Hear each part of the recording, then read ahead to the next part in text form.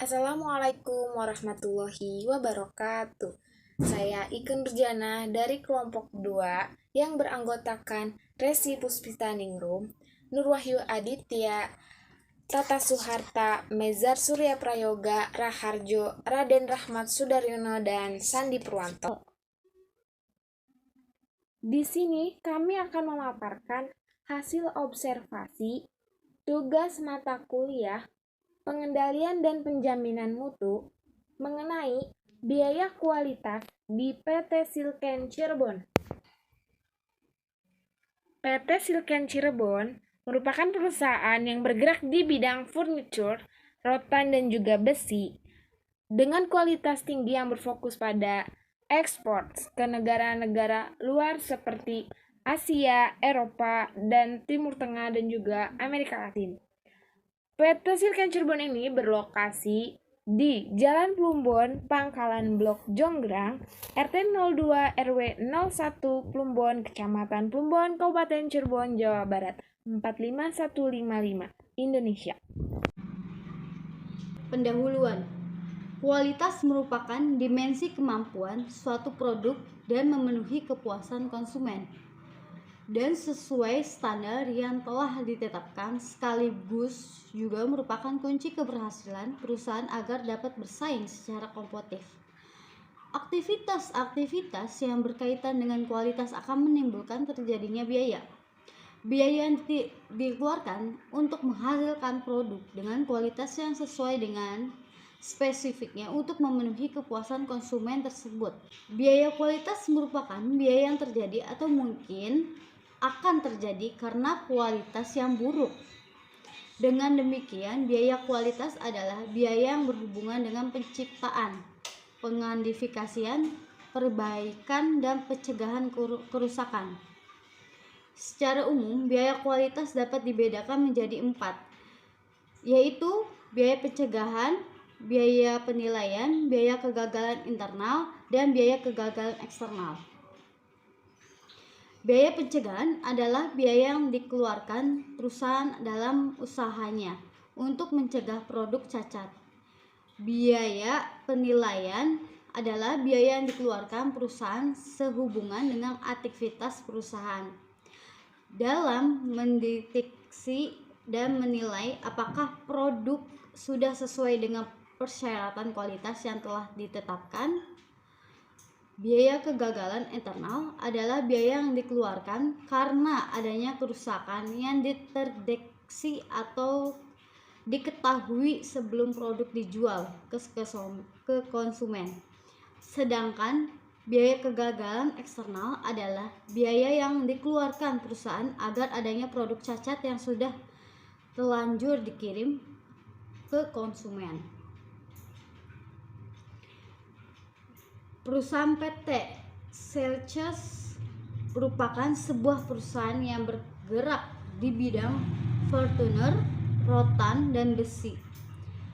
Juga memproduksi furniture, rotan indoor atau outdoor, berorientasi pemasaran ekspor ke luar negeri. Banyak perusahaan rotan di Indonesia yang mencari rotan sebagai bahan dasar furniture. Membuat PT Sledge perusahaan meningkatkan kualitas produknya supaya dapat berebut pasar dengan perusahaan industri lainnya. Pada perusahaan PT Sledge harus memperhatikan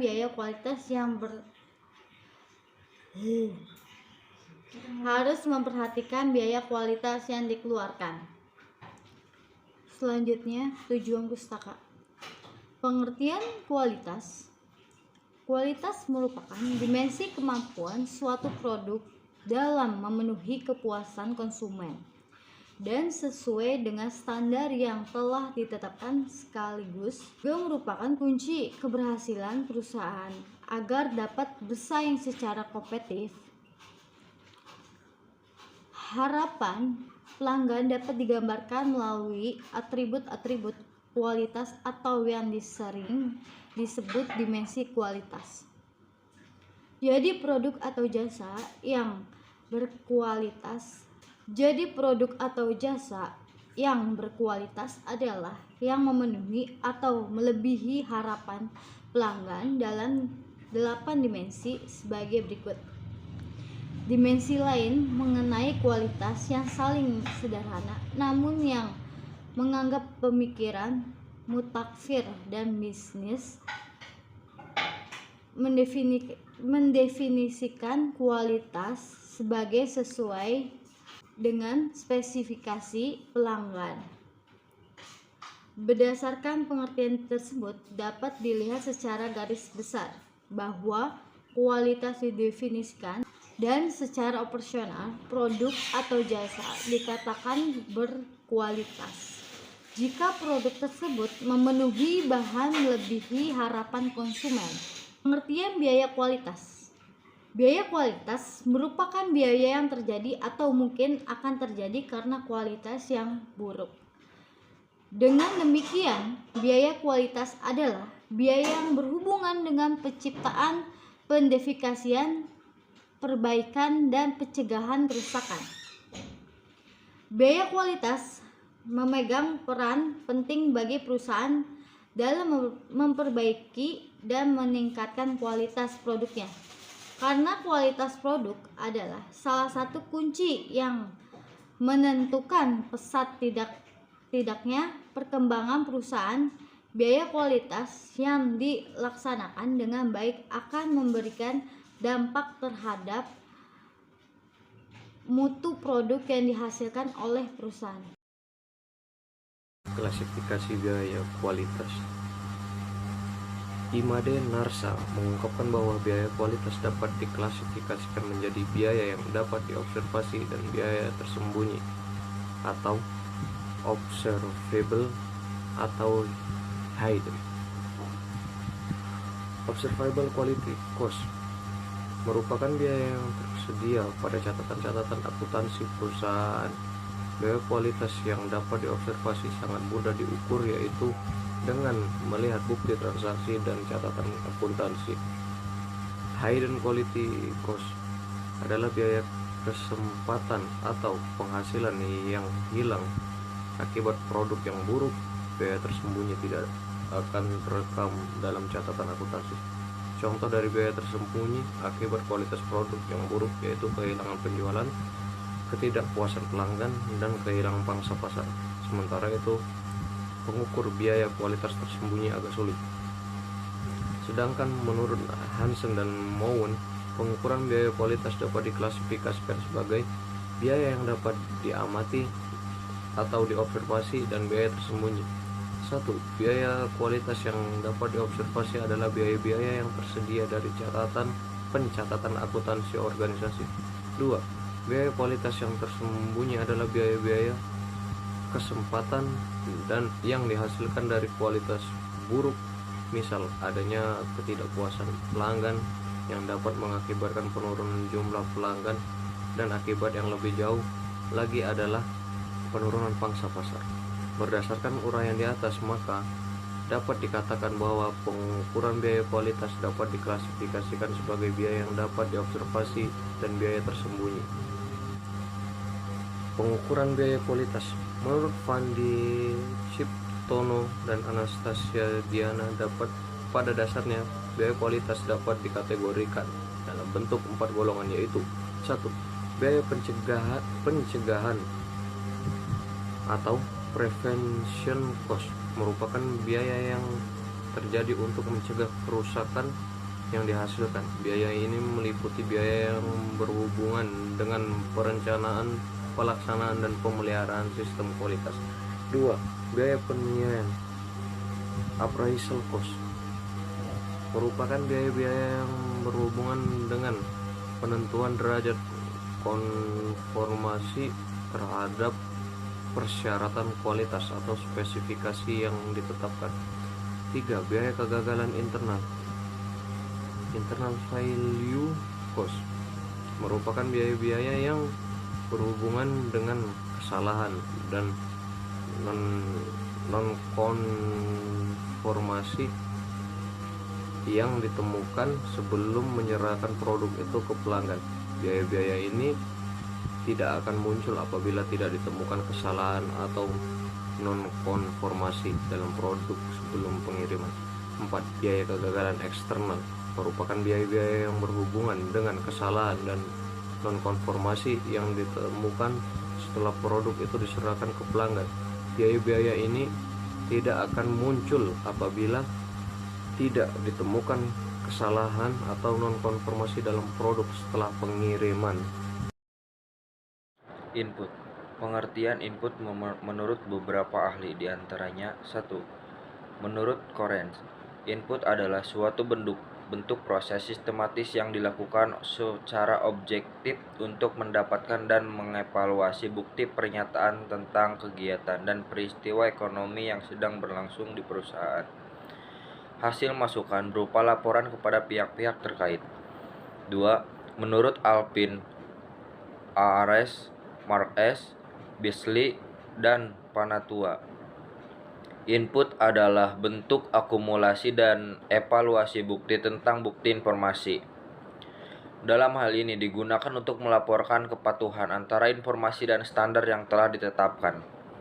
Yang ketiga, menurut Sukrisno Agus, input adalah bentuk proses pemeriksaan kritis dan sistematis yang dilakukan oleh pihak independen yang terpercaya. Dalam hal ini digunakan untuk mengevaluasi data nyata dan menjadi laporan oleh pihak yang bersangkutan.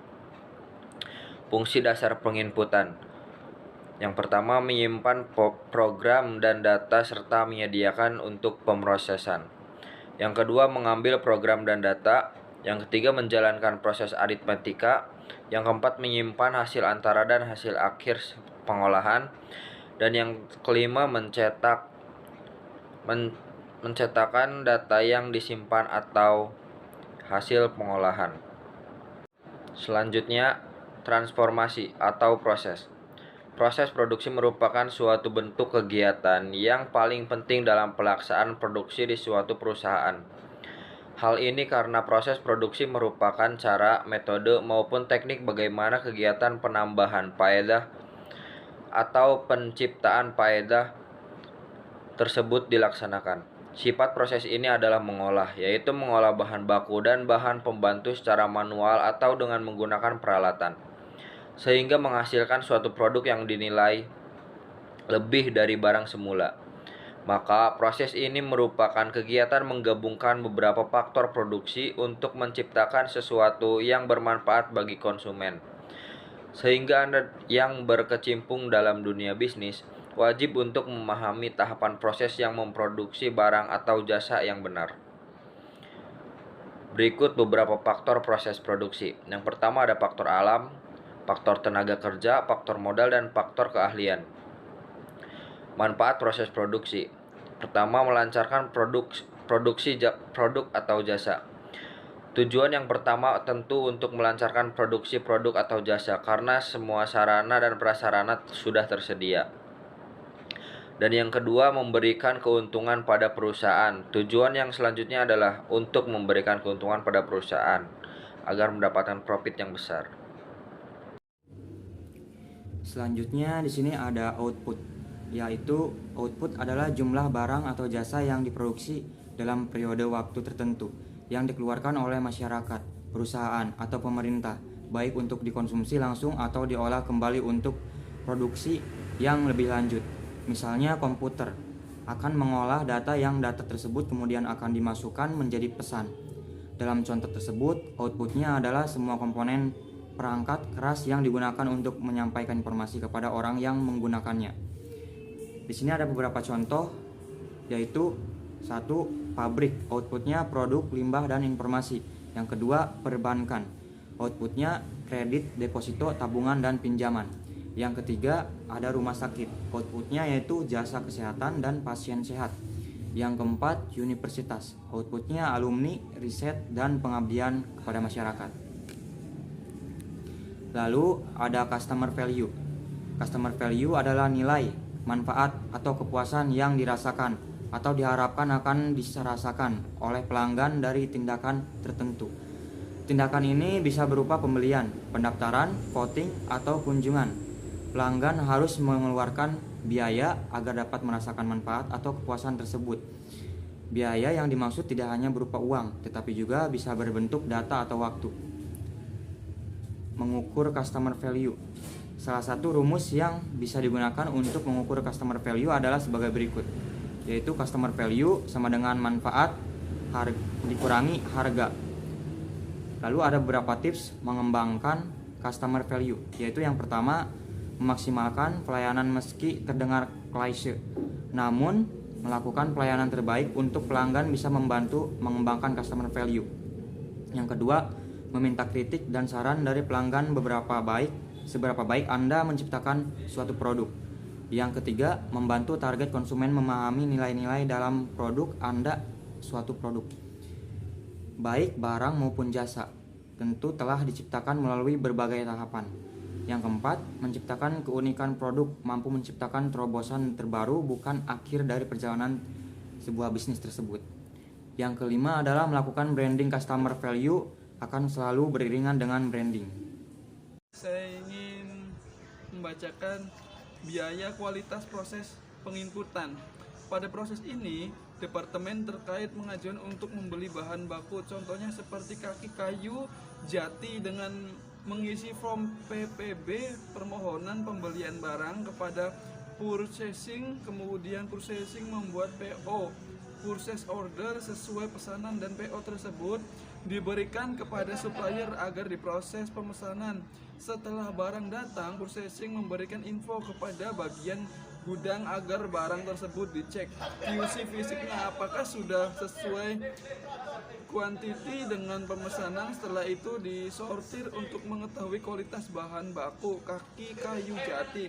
Setelah diporsir, tahap selanjutnya bahan yang reject akan dikembalikan kepada supplier dan barang yang sesuai kualifikasi akan dilanjutkan ke tahap produksi. Biaya kualitas proses transformasi. Setelah bahan baku sesuai dengan standar produk, bahan baku tersebut langsung digunakan untuk proses produksi. Transformasi selanjutnya, pada proses ini bahan baku yang telah disortir akan dibuat menjadi kursi yang dimana menggunakan kaki kayu jati dan frame besi. Setelah itu ada sedikit proses anyam. Pada bagian ini setiap proses terdapat QC yang dimana proses QC anyam harus bagus. Untuk QC pembuatan frame memakai bahan baku casting, tentunya dengan bahan baku yang bagus.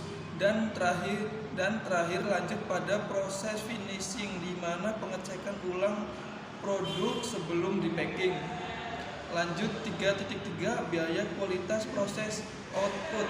Pada proses output yaitu pengemasan packing, di mana untuk meminimalisir kerusakan saat pengiriman barang maka menggunakan bahan-bahan tambahan penunjang seperti box, pipa, PE, kertas, laminasi dan silika. Setelah itu pengecekan kembali sebelum barang slip dikirim.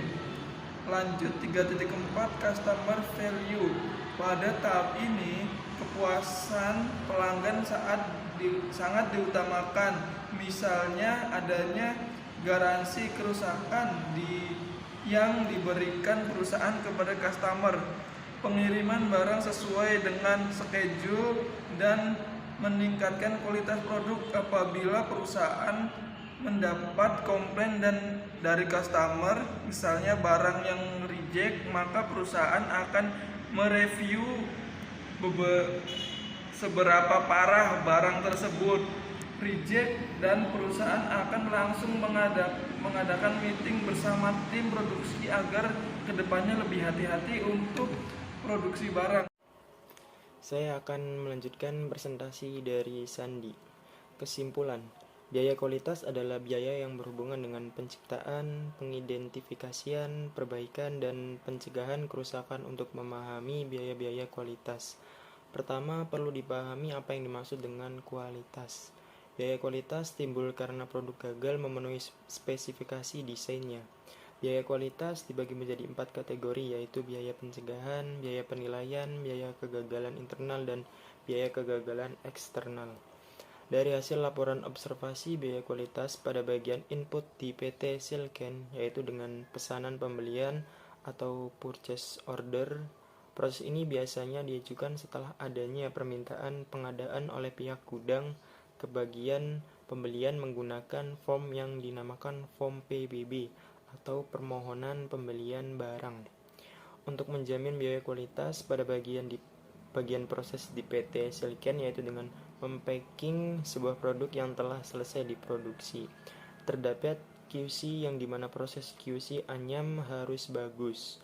Untuk QC pembuatan frame memakai bahan baku coating tentunya dengan bahan baku yang bagus. Dan terakhir, untuk menjamin biaya kualitas pada bagian output di PT Silken, yaitu dengan meminimalisir kerusakan saat pengiriman barangnya, maka menggunakan bahan-bahan tambahan penunjang seperti box, pipa, kertas laminasi, dan silika. Setelah itu, pengecekan kembali sebelum barang siap dikirim. Saran, berdasarkan hasil penelitian dan pembahasan yang telah dijabarkan serta kesimpulan yang telah diuraikan sebelumnya, maka saran yang dapat dikemukakan sebagai berikut. Yang pertama, bagi perusahaan, penggunaan analisis biaya kualitas pada perusahaan dapat berguna untuk membantu menemukan pemecahan masalah yang terjadi. Dari pengendalian kualitas yang dilakukan perusahaan dan biaya kualitas yang dikeluarkan, maka perusahaan dapat mengambil keputusan yang akan dilakukan untuk dapat meminimalkan produk cacat dan juga dapat mengurangi biaya kualitas yang dikeluarkan. Informasi mengenai biaya kualitas yang terjadi di perusahaan harus segera diketahui oleh manajer dan pimpinan perusahaan agar dapat segera dilakukan tindakan perbaikan terhadap biaya-biaya kualitas, terutama golongan biaya yang memberikan kontribusi terbesar terhadap biaya kualitas secara keseluruhan. Yang kedua, bagi akademik. Bagi peneliti lain yang melakukan observasi atau penelitian tentang biaya kualitas, diharapkan mampu menganalisis dengan metode analisis yang lain dan lebih rinci sehingga penggolongan biaya-biaya yang dikeluarkan dapat dispesifikasikan lagi. Sekian presentasi dari kelompok kami, kurang lebihnya mohon maaf. Wassalamualaikum warahmatullahi wabarakatuh.